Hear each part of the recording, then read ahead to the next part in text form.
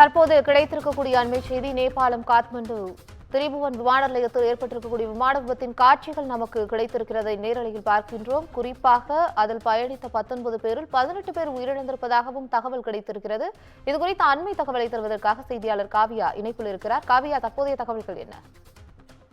நேபாளத்தின் காத்மண்டுவில் புறப்பட்டுக் கொண்டிருந்த விமானம் விபத்துக்குள்ளானதில் அதில் பயணித்த 19 பேரில் 18 பேர் உயிரிழந்ததாக தெரிவிக்கப்பட்டிருக்கிறது.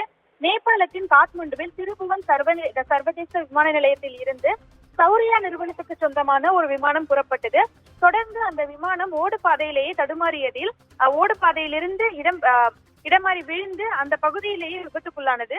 இந்த விபத்தில் அந்த விமானம் முற்றிலும் சிதைந்து வெடித்து சிதறியது. இந்த விமானத்தில் 19 பேர் பயணித்த நிலையில் பயணிகள் யாரும் பயணிக்கவில்லை.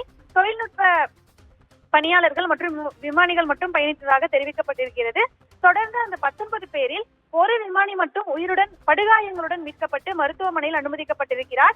மீதம் இருந்த 18 பேரும் உடல் கருகிய நிலையில் அந்த பகுதியில் இருந்து அவர்களின் உடல் என்பது மீட்கப்பட்டிருப்பதாக தெரிவிக்கப்பட்டிருக்கிறது.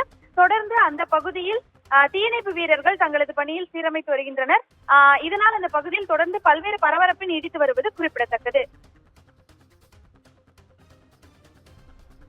தற்போதைய தகவலுக்கு நன்றி காவியா.